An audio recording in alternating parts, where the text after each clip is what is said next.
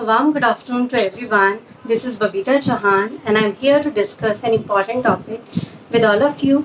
And today we will discuss about anxiety. In a previous video, we have already discussed what is the meaning of anxiety and what are the various symptoms and types of anxiety. In this discussion, we will talk about what are the various causes of anxiety. So let's start with the meaning of anxiety. I just wanted to remind you what is the meaning of anxiety. Anxiety is basically a feeling in which a person, continuously thinks about a particular situation and event, which is not that important. He continuously overthink about a particular situation.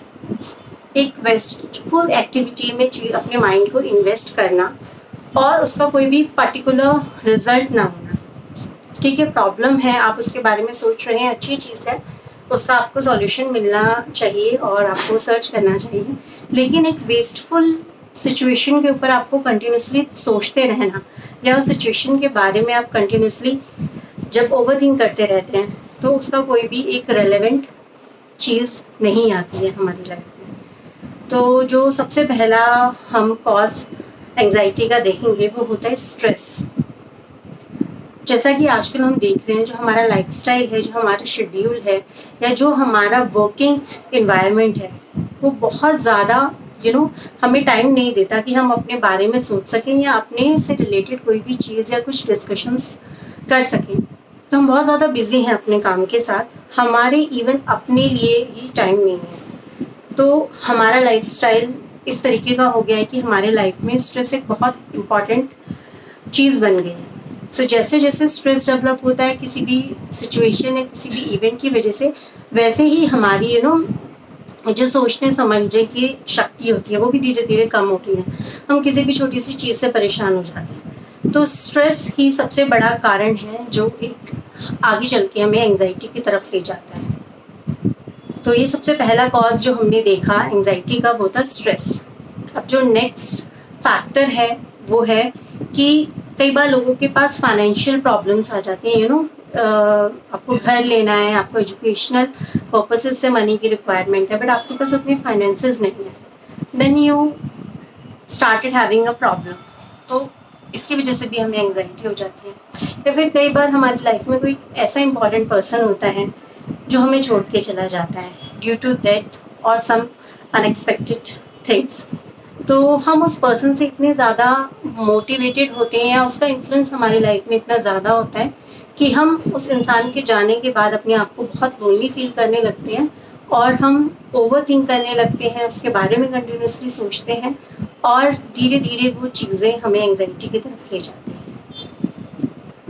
Next जो factor है जो हमें anxiety की तरफ ले जाता है वो कुछ ऐसे डिफ़िकल्ट एक्सपीरियंसेस होते हैं हमारे चाइल्डहुड में, लाइक कोई फिजिकल या इमोशनल अब्यूज़ है.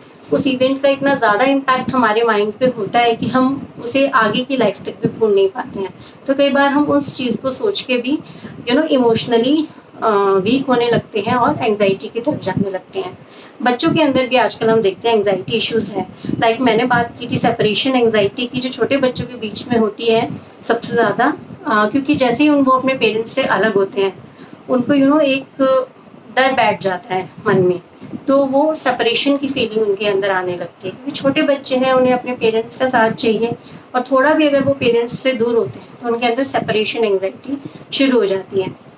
सोशल एंजाइटी भी होती है. कई बार हम अपने आप को इतना आइसोलेट कर लेते हैं कि हम अपने बारे में सोचते ही रहते हैं कंटिन्यूसली. हम किसी भी इंसान के साथ कोई डिस्कशन नहीं करना चाहते, अपने आप को आइसोलेट कर देते हैं.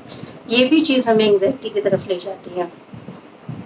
तो आप अपने फ्रेंड्स के साथ या अपने पेरेंट्स के साथ या रिलेटिव्स, जो भी आपको अच्छा लगा हो, अगर कोई प्रॉब्लम है तो आप अपनी प्रॉब्लम्स को शेयर कीजिए सो दैट ये एंजाइटी है काफ़ी हद तक हम इसको कम कर सकें. फिर कुछ इस तरीके की कंडीशंस आ जाती हैं हमारी लाइफ में जिनसे हम बाहर निकलने में बहुत ही असमर्थ हो जाते हैं. मतलब हम उनसे इजीली कोप नहीं कर पाते. तो हम कंटिन्यूसली सोचते हैं उस चीज़ों के बारे में, हमें स्लीपिंग प्रॉब्लम्स होने लग जाती हैं, हम प्रॉपरली सो नहीं पाते हैं, बहुत थकान महसूस करने लगते हैं. तो ये सारी चीज़ें हमें एंजाइटी की तरफ ले जाती हैं.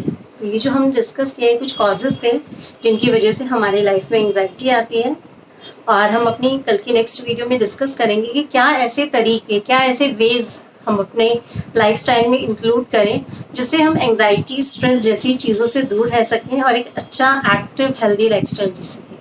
मैं उम्मीद करती हूँ आपको मेरी आज की वीडियो अच्छी लगी होगी। अगर आपको मेरी वीडियोस अच्छी लगती हैं तो प्लीज़ अपने रिव्यूज़ दीजिए और मेरे चैनल को लाइक, शेयर एंड सब्सक्राइब करना ना भूलें। Thank you so much.